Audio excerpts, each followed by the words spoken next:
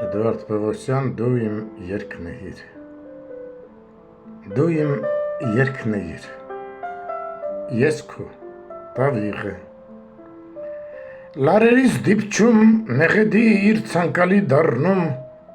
հնչում ամենուր ուր լինում էի, ոնց է ես սիրում մատներիդ տաքը, բա քո հայացքը,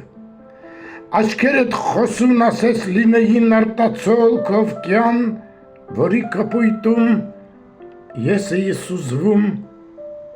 մեկից մաքրվում, իսկ վարսերդ սև,